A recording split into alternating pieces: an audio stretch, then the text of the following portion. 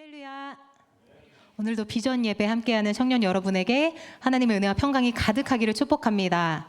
우리 좀 돌아보면서 인사할게요. 사랑하고 축복합니다. 한 주도 잘 지내셨나요? 네, 오랜만에 보는 얼굴들도 반갑게 맞아주시고 축복합니다.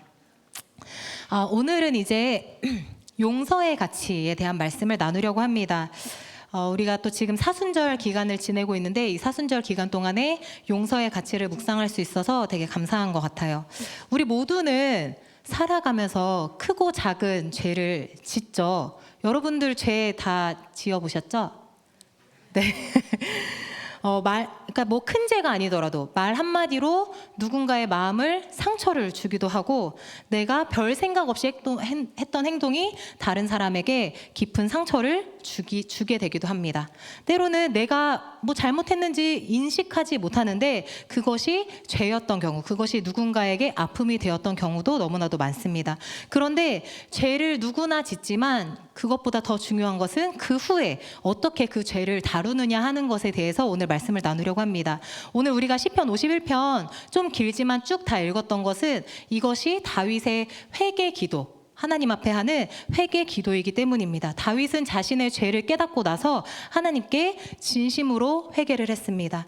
이 시편은 그냥 단순히 탄식하고 감정적으로 울고 끝나는 것이 아니라 하나님이 어떤 분이신지, 하나님 앞에 회개하는 것이 무엇인지 그 깊은 깨달음을 담고 있습니다. 그래서 오늘 이 말씀을 통해서 하나님의 용서가 무엇인지, 그 용서가 예수 그리스도의 십자가를 통해서 어떻게 완성되었는지 함께 말씀을 나누려고 합니다. 우리 말씀 제목을 같이 읽어볼게요. 시작. 나는 용서받은 자입니다. 네, 용서에 대한 가치를 나누면서 내가 먼저 하나님 앞에 용서받은 자라는 것을 꼭 기억하시기 바랍니다. 오늘은 다윗이 죄를 지은 후에 하나님 앞에 회개하는 내용이다, 하나님 앞에 용서를 구하는 내용이다 라고 말씀을 드렸는데요. 다윗이 어떤 죄를 지었는지는 사무엘하 11장에 구체적으로 기록되어 있습니다. 이제 다윗이 왕이던 시대에는 나라별로, 민족별로 전쟁을 하면서 어떤 왕이 센지 그런 것들을 가리던 시대였는데요. 그러던 어느 해에 이제 해마다 왕들의 전쟁이 일어나는데 어느 해에 또 왕들의 전쟁이 이루어지던 그 시즌에 다윗이 전쟁에 나가지 않고, 다윗이 왕이면 나가야 되잖아요. 근데 그 전쟁에 나가지 않고 왕궁에 머물러서 쉬고 있었습니다. 그렇게 쉬다가 어느 날 저녁에 잠에서 깨서 일어나서 왕궁의 지붕을 이렇게 거닐고 있는데 거닐다 보니 저 멀리에 한 여인이 목욕을 하고 있는 모습이 보이는 것이었습니다. 근데 그 목욕하는 여인의 모습이 너무나도 아름다워서 다윗이 밑에 있는 사람을 시켜서 그 여인이 누군지 알아봐라 라고 했더니 그 여인은 지금 전쟁 중에 나가 있는 군사인 우리아라는 사람의 아내 밧세바입니다 라고 대답했습니다. 다윗은 그런데 그 여인을 궁으로 불러들였고 그날 밤에 그녀와 동침하는 큰 죄를 저지르게 되었습니다. 그렇게 밧세바는 하룻밤을 지내고 아무 일도 없다는 듯이 돌아갔고 아무도 이 일에 대해서 문제 삼지 않을 것 같았지만 그냥 이렇게 아무 일 없이 끝날 것 같았는데 밧세바가 아이를 갖게 됐다라는 소식이 다윗에게 들려왔습니다. 이 소문이 만약에 퍼지게 되면 다윗이 왕으로서 자기 명예를 실추하게 되고 무엇보다도 하나님 앞에 율법을 범한 것이 드러나기 때문에 큰 위기의 상황이었습니다. 그래서 다윗은 이 잘못을 감추고자 밧세바의 남편 우리아, 지금 전쟁 중에 있다 했잖아요. 그 우리아를 급히 불러들였습니다. 왕궁으로. 그리고 우리아에게 너 집으로 돌아가서 아내와 좀 쉬어라 이렇게 한 거예요. 그렇게 해서 우리아가 며칠 밤을 밧세바와 보내게 되면 그 임신한 아이가 우리아의 아내처럼 보일 수 있기 때문에 그렇게 꾀를 내었습니다. 그런데 이 충직한 종인 우리아는 집으로 가라고 했는데 집에 가지 않고 왕궁 문에서 그냥 하룻밤을 지낸 거예요. 왜 너 집에 안 가고 여기 있느냐 물었더니 지금 다른 전우들이 전쟁터에서 목숨을 걸고 싸우고 있는데 나만 이렇게 편하게, 나만 행복한 시간을 보낼 수는 없습니다 하면서 왕의 그 명령을 거절했습니다. 꾀를 써서 죄를 감추려고 했던 다윗의 계획이 무너졌고 결국에 다윗이 생각해낸 계획은 더 악했는데요. 지금 전쟁터에 있는 요압 장군에게 편지를 보내서 우리아를 보낼 테니 이 우리아를 전쟁 중에 지금 가장 치열한 곳에 가장 앞에 내보내라. 그리고 너네 군사들은 다 뒤로 빠져라. 그 무슨 얘기예요? 우리아가 전쟁 중에 죽게 해라 라고 명령을 내린 것입니다. 더 잔인한 것은 이 편지를 우리아의 손에 들려서 요압 장군에게 전하게 했습니다. 결국에 우리아는 그 치열한 전쟁 중에 맨 앞에 혼자 있었으니 죽임을 당하게 되었고, 그 소식을 들은 다윗은 장례식이 끝날 때까지 기다렸다가 밧세바를 데려와서 아내를 삼았습니다. 여러분, 너무 충격적인 얘기지 않나요? 이게 어떻게 성경에 이런 이야기가 기록되어 있는지. 다윗은 이제 모든 것이 다 해결되었다고 생각했어요. 아, 그래, 너무 안타까운 상황이지만, 너무 미안하지만 이거 죄를 덮기 위해서는 어쩔 수 없어 라고 생각했는데, 하나님은 다 보고 계시잖아요. 그래서 어느 날 하나님께서 나단 선지자를 다윗에게 보내십니다. 나단 선지자가 찾아와서 말하기를, 왕이시여, 제가 드릴 말씀이 있습니다. 한 성읍에 두 사람이 있었습니다. 한 사람은 굉장히 양과 소가 많은 부자이고, 한 사람은 겨우 암양 새끼 한 마리 키우는 가난한 사람입니다. 이 가난한 사람은 암양 새끼 한 마리이지만 이 한 마리를 굉장히 자식처럼 돌보면서 행복하게 지내고 있었습니다. 그런데 어느 날 이 부자의 집에 한 손님이 찾아온 것입니다. 그랬더니 이 부자는 손님을 대접하기 위해서 자기의 양을 잡은 것이 아니라 이 가난한 사람의 양 한 마리를 뺏어서 그 양을 잡아서 손님을 대접한 일이 있었습니다 라고 나단 선지자가 말했더니, 다윗이 그 이야기를 듣자마자 분노해서 하는 얘기가, 그 부자는 마땅히 죽어야 한다. 어떻게 그가 가난한 사람을 불쌍히 여기지 않고 이런 악을 행하였으니 그 양의 새끼를 4배나 갚아주어야 한다라고 하면서 다윗이 분노했습니다. 그때 나단 선지자가 말합니다. 사무엘하 12장 7절 말씀 같이 읽을게요. 시작. 나단이 다윗에게 이르되 당신이 그 사람이라.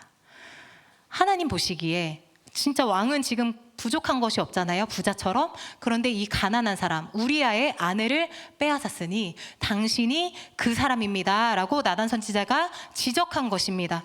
그런데 이 말을 들은 다윗은 그때 상황이 어쩔 수가 없었어, 내가 이걸 덮기 위해서는 어쩔 수가 없었어요 라고 대답한 것이 아니라 이렇게 대답합니다. 12장 13절 말씀 시작. 다윗이 나단에게 이르되 내가 여호와께 죄를 범하였노라 하매. 네, 다윗은 다른 변명이나 핑계를 대지 않고 그 즉시 자신의 죄를 인정했습니다. 나단 선지자는 결국 이 다윗의 고백을 듣고 하나님이 다윗의 죄를 사하셨지만 지금 밧세바가 임신한 그 아이는 반드시 죽을 것이라고 말했습니다. 이런 사건이 이제 사무엘하 11장에 기록되어 있었고요. 11장, 12장에. 그리고 그에 대해서 회개하는 내용이 바로 오늘 시편 51편의 기도 내용입니다. 성경책 보면은 시편의 제목이 있거든요. 여러분 성경책 있으신가요? 네. 51편 옆에 제목이 있는데 거기에 제목이 이렇게 돼 있어요. 감사합니다. 노란색 글씨, 다윗이 밧세바와 동침한 후 선지자 나단이 그에게 왔을 때. 너무나도 구체적으로 써 있죠. 그러니까 선지자 나단이 오고 나서 다윗이 한 고백이 시편 51편의 고백인 것입니다. 그런데 여러분 생각해 보세요. 다윗의 이 모습이 너무나도 악하지 않습니까?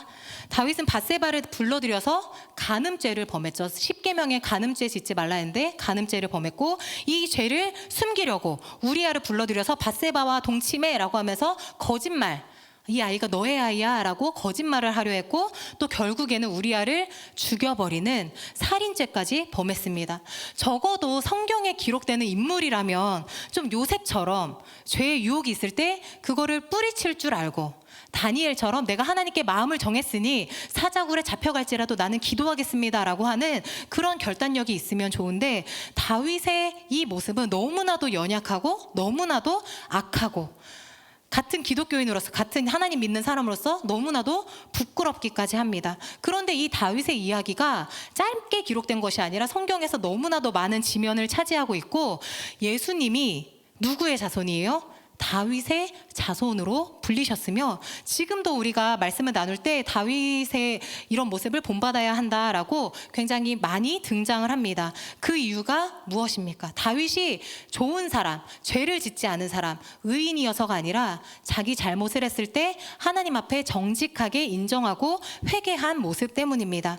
다윗의 이야기는 죄의 이야기이고 부끄러운 이야기이고 하나님의 심판의 이야기이지만 동시에 하나님의 용서, 하나님의 은혜에 대한 이야기이기도 합니다. 다윗은 자신의 죄에 대해서 하나님 앞에 진실하게 용서를 구했습니다. 그는 그래서 범죄했지만 하나님께 버림받지는 않았습니다. 하나님은 그의 진실한 회개를 들으시고 그를 다시 일으켜 주셨습니다. 오늘 이 회개의 고백이 담긴 시편 51편의 말씀은 우리도 죄를 지었을 때, 우리도 넘어질 때 어떻게 하나님 앞에 나아가야 하는가를 보여줍니다. 오늘 이 다윗의 고백 속에서 참된 용서를 배우고자 하는데요. 우리 첫 번째 같이 읽을게요. 시작. 죄를 정직하게 마주하기. 먼저 우리는 이 하나님 앞에 용서를 구할 때, 하나님 앞에 회개할 때 죄가 무엇인지 죄를 정직하게 마주해야 합니다. 죄는, 성경이 말하는 죄는 세상이 말하는 범죄처럼 악을 행하는 것만을 말하는 것이 아니라 하나님께 불순종하는 것, 하나님의 뜻을 거스르는 모든 행위를 죄라고 말합니다. 성경은 그런데 우리가 무언가를 하거나 무언가를 하지 않아서 죄인이 아니라 태어났을 때부터 죄인이라고 말합니다. 다윗은 오늘 본문 시편 51편 5절에서 이렇게 고백해요. 같이 읽을게요. 시작. 내가 죄악 중에서 출생하였으며 내가 뱃속에 아직 태어나기 전에도 죄 중에서 잉태되었다라고 고백합니다. 이것은 인간이 죄의 본성을 가지고 태어난다라는 것을 의미합니다. 이것을 우리가 기독교적인 용어로 원죄라고도 하죠. 원죄는 아담과 하와, 최초의 인류였던 아담과 하와가 하나님 앞에 범죄함으로 인해서 모든 인류에게 전달된 죄의 본성입니다. 그래서 우리는 선천적으로 하나님을 떠난 상태로 태어나며 내 스스로의 힘으로는 의로워질 수가 없는 사람입니다. 그래서 우리가 뱃속에서부터 죄 중에 잉태되었다라고 말하는 것입니다. 로마서 3장 23절은 그래서 이렇게 말해요. 같이 읽을게요. 시작. 모든 사람이 죄를 범하였음에 하나님의 영광에 이르지 못하더니. 세상에 있는 모든 사람이 죄인이라는 것입니다. 정말 선한 일을 많이 한 사람일지라도, 정말 좋은 사람 있잖아요. 성품이 너무나도 훌륭한 사람일지라도 작은 죄들 짓지 않은 적이 없는 것입니다. 아무리 선한 삶을 내가 살려고 애를 써도 죄의 영향력에서는 내 힘으로는 벗어날 수가 없습니다. 그래서 우리의 생각으로도 죄를 짓고 말로도 죄를 짓고 행동하는 모든 것에서 죄가 나타나는 것입니다. 인간은 어느 누구도 완벽하지 않으며 스스로의 노력으로는 결코 의롭게 될 수 없습니다. 모두가 죄인이라는 것은 저도 죄인이라는 것이고 여러분도 죄인이라는 것이죠. 그렇다면 중요한 것은 내가 죄인인데 어떻게 해야 하느냐, 우리가 죄를 지었을 때 어떤 태도를 갖느냐 하는 것입니다. 죄를 정직하게 마주하고 내가 잘못했구나, 내가 죄인이구나 라고 인정할 줄 아는 용기가 필요합니다. 다윗은 누구보다도 악한 죄를 지었어요. 솔직히 저 다윗보다는 큰 죄는 안 지은 것 같거든요. 여러분도 그렇잖아요. 뭐 간음죄, 살인죄까지 우리가 짓진 않았잖아요. 다윗은 누구보다도 큰 죄를 지었습니다. 그런데 나단 선지자가 그 죄를 지적했을 때 다윗은 즉시 자신의 죄를 인정했습니다. 사실 여러분, 다윗이 누구예요? 왕이잖아요. 한 나라의 왕입니다. 그 당시에 왕이 이런 일을 저지르는 것은 그렇게 큰 문제가 아니었습니다.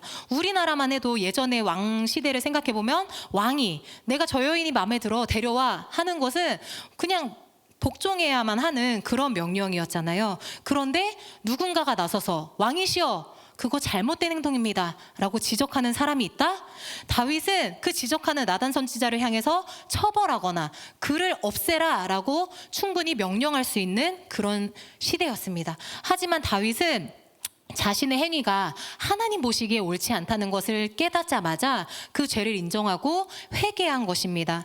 반면에 다윗 이전의 왕이었던 사울 왕은 하나님의 명령을 어기고도 자신의 죄를 인정하지 않고 변명하기에만 급급했습니다. 하나님께서 사무엘 선지자를 사울에게 보내서 그 15장 3절 말씀 보여주시겠어요? 네. 하나님이 사무엘 선지자를 사울에게 보내서 아말렉을 쳐서 그들의 모든 소유를 남기지 말고 진멸하되 다 죽여라 라고 명령하셨는데, 사울은 양과 소의 좋은 것은 남겨둔 거예요. 15절 볼게요. 9절 볼게요. 네.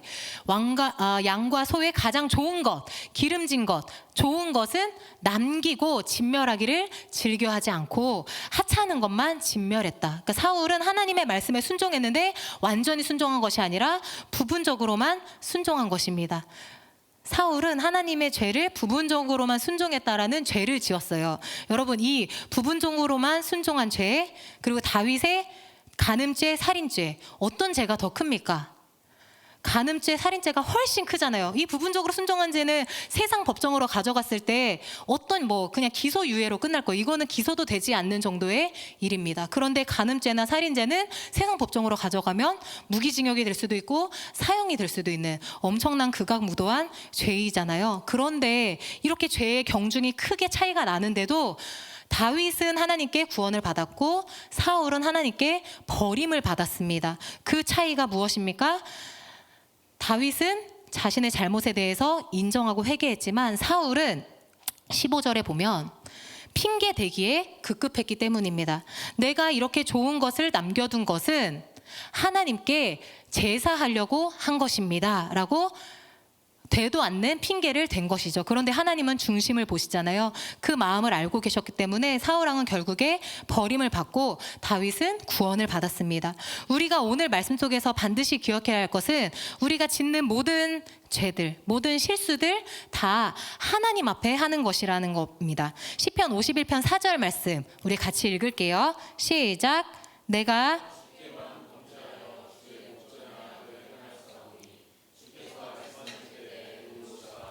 주께서 심판하실 때에 이 말씀을 이제 앞에 보세요. 내가 주께만 범죄하여. 이 말씀을 읽고 이제 시험 드는 거예요. 뭐야, 다윗 사람에게도 잘못했으면서 왜 하나님 앞에만 죄지었다는 거야? 하나님 앞에만 회개하면 끝이라는 거야?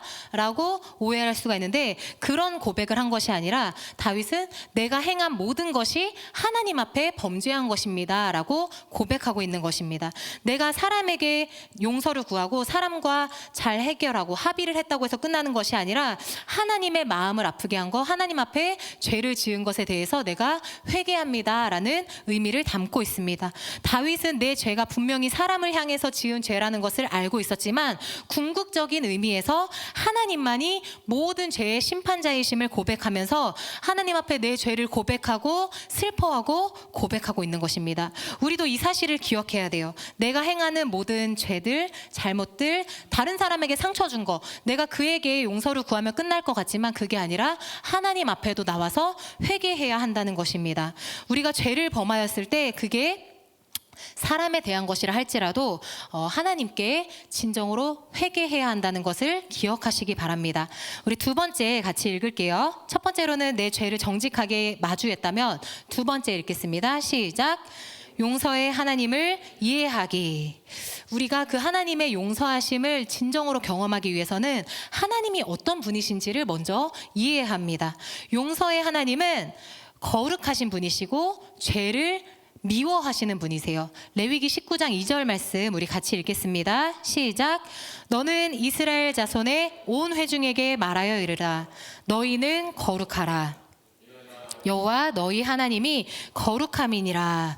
우리 하나님은 거룩한 하나님이시라고 하나님 스스로가 말씀하셨어요. 나는 거룩한 하나님이다. 그리고 너희도 거룩하라. 내가 거룩한 것처럼 너희도 거룩하라 라고 말씀하시는데요. 이 거룩이라는 것이 원어적 의미로 보면 무슨 뜻이냐면 막 성스럽고 그런 것만을 의미하는 것이 아니라 구별되다, 다르다, 분리되다라는 뜻이에요. 그러니까 하나님은 피조물 우리와는 완전히 구별되신 존재이며 죄와 악과는 본질적으로 함께 할 수 없는 분이다라는 것을 포함합니다.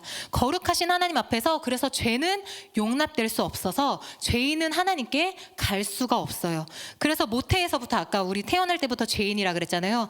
우리는 에베소서 2장 3절 말씀에 따르면 마지막 부분에 보면 본질상 진노의 자녀인 것입니다. 그냥 태어날 때부터 우리는 하나님과는 함께할 수 없는 진노의 자녀인 것입니다. 그런데 다행스럽게도 우리 하나님은 자비롭고 은혜롭고 인자가 많으신 분이십니다. 출애굽기 34장 6절에서 하나님이 다시 모세에게 말씀하십니다. 같이 읽을게요. 시작.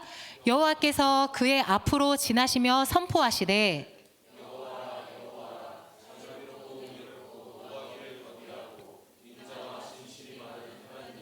이 말씀은 하나님의 성품을 분명히 보여주는데요. 하나님은 스스로 자비롭고 은혜롭고 노하기를 더디하고 인자와 진실이 많다라고 말씀하십니다. 이 말은 우리가 돌아올 때 언제든지 용서해 주시고 언제든지 품어주시겠다라는 그 약속의 말씀입니다. 그래서 하나님은 누군가 죄를 지었을 때 바로 심판하시는 것이 아니라 오래 기다리십니다. 베드로후서 3장 9절 말씀에 주의 약속은 어떤 사람들이 하나님의 말씀을 왜 이렇게 더디게 이루어지는 거야? 하나님 심판하신다 그래놓고 약속 안 지키시는 거 아니야? 라고 생각하는 것처럼 더딘 것이 아니라 오직 주께서는 너희를 대하여 오래 참으사 아무도 멸망하지 아니하고 다 뭐 하기에 이르기를? 회개하기에 이르기를 원하시느니라 말씀합니다. 하나님이 바로 심판하지 않으시는 것은 게으르셔서 약속을 지키지 않으시는 것이 아니라 잊어버리셔서 안 지키시는 것이 아니라 아무도 멸망하지 않고 모든 사람이 회개해서 구원에 이르기를 기다리시는 것입니다. 용서의 하나님은 우리가 돌아오기를 기다리시는 자비롭고 은혜로우신 하나님이신 것을 기억하시기 바랍니다. 하나님의 용서는 단순한 말과 이론이 아니라 예수 그리스도 십자가를 통해서 구체적으로 우리에게 나타나 보여주셨습니다. 로마서 5장 8절 말씀 같이 읽을게요. 시작. 우리가 아직 죄인 되었을 때에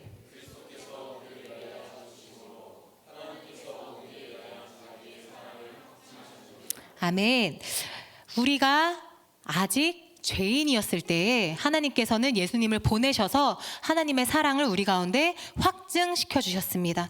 예수님이 우리 죄를 대속하시기 위해서 십자가에서 죽으셨고 그 피로 우리의 죄가 씻겨졌습니다. 하나님은 거룩한 분이시기 때문에 어떤 죄도 용납될 수 없지만 동시에 사랑의 하나님이시기 때문에 우리를 구원하시기 위해서 그 아들 예수님을 통해 우리를 구원하시기로 결정하셨습니다. 사랑하는 여러분, 하나님은 용서의 하나님이신 것을 기억하시기 바랍니다. 거룩하신 하나님, 우리의 죄를 미워하시지만 우리를 사랑하셔서 우리가 돌아오기까지 기다리시며 돌아오면 용서하시는 하나님이신 것을 반드시 기억하시기 바랍니다. 하나님의 그 크신 용서를 받은 우리들, 받은 사람으로서 그 은혜를 깊이 깨닫고 날마다 그 은혜를 묵상하며 감사하며 살아가는 저와 여러분이 되기를 소망합니다. 우리 마지막 세 번째 같이 읽을게요. 시작. 사랑의 하나님께 나아가기.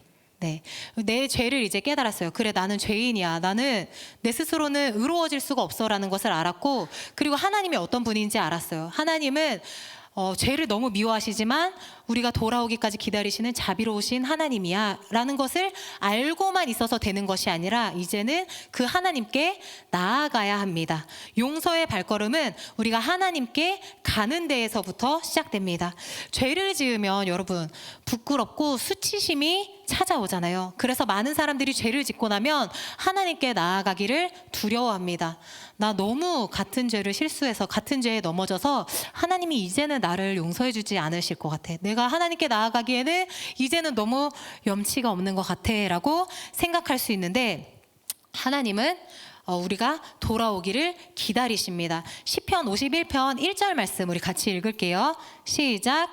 하나님이여 주의 인자를 따라 내게 은혜를 베푸시며 주의 많은 긍휼을 따라 내 죄과를 지워주소서. 이제 다윗이 회개하는 기도라고 했잖아요. 근데 딱 시작할 때 뭐라고 하느냐? 하나님이여 주의 인자를 따라 내게 은혜를 베풀어 주세요. 다윗은 자신의 죄를 마주했을 때 너무나도 부끄럽고 수치스러웠지만 하나님께 나아갔습니다. 하나님을 부르고 기도하는데 하나님 저 저 이런 모습을 보고 용서해 주세요. 자신의 의로움 때문에 용서를 구한 것이 아니라 주의 인자를 따라 저를 도와주세요. 하나님의 인자하심의 근거에서 저를 용서해 달라라고 고백합니다.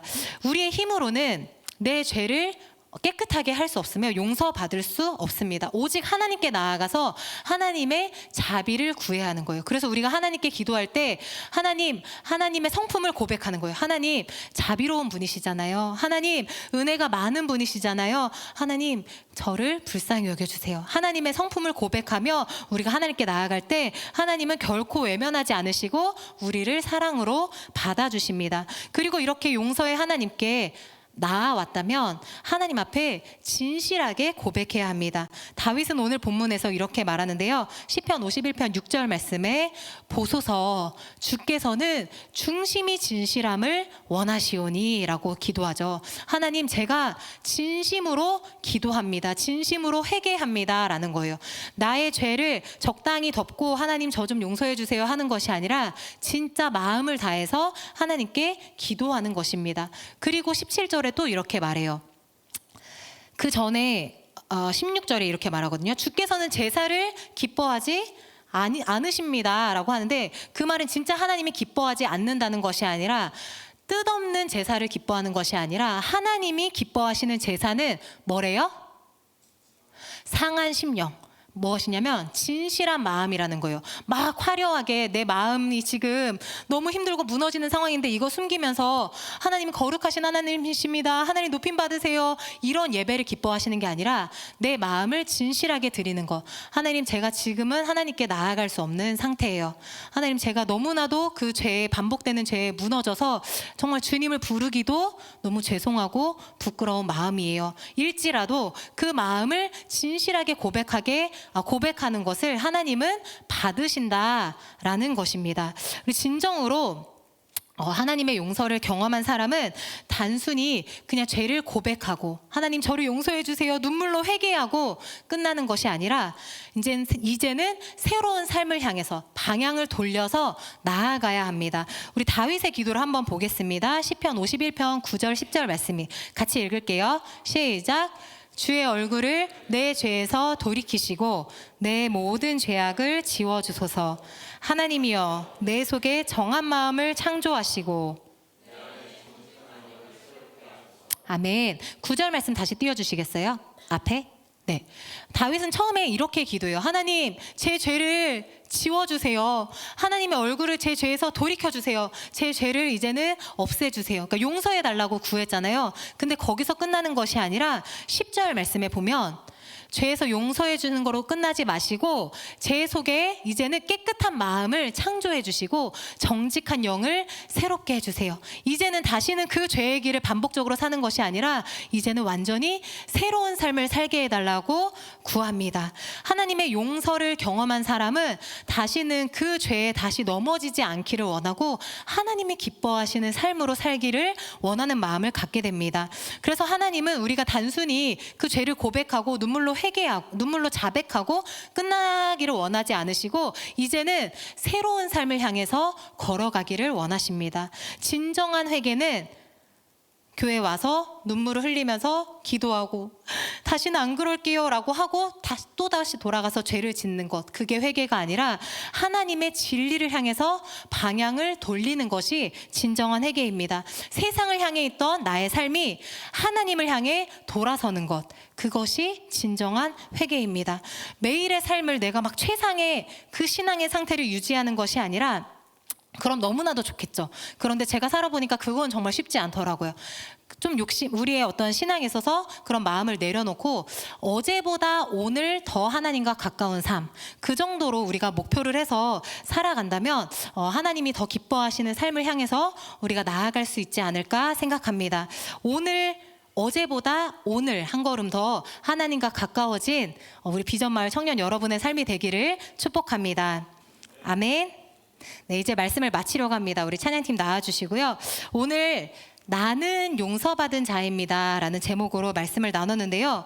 용서는 세상의 용어가 아니라 기독교적인 개념이고 성경에서 나온 단어입니다. 용서는 단순히 그 사람을 이해해주고 용납해주고 관용해주는 정도가 아니라 하나님의 은혜와 사랑을 나타내는 단어이기 때문입니다. 성경은 하나님께서 죄인을 용서하시고 그리스도를 통해서 화해의 길을 여셨다라고 말씀합니다.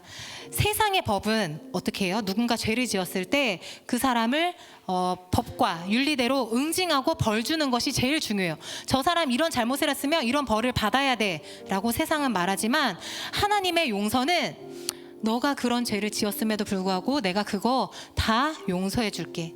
너가 죄인이지만 내가 그 죄 다 잊어버릴게. 그리고 이제는 더 새로운 삶을 약속할게 라고 해주시는 것이 우리 하나님의 사랑입니다. 우리가 용서를 말할 수 있는 것은 내가 먼저 하나님께 용서받은 자이기 때문입니다. 우리가 할 일은 그 용서의 하나님을 신뢰하고 하나님께 나아가는 것입니다. 우리 오늘도 그 하나님의 사랑을 기억하며 하나님께 가까이 나아가는 저와 여러분이 되기를 소망합니다.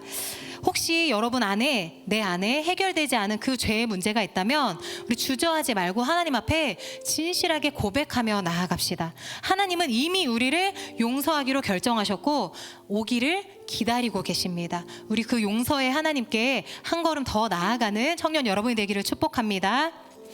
우리를 사랑하셔서 우리를 용서해 주시기 위해서 이 땅에 오신 주님 생각하면서 우리 함께 찬양하겠습니다.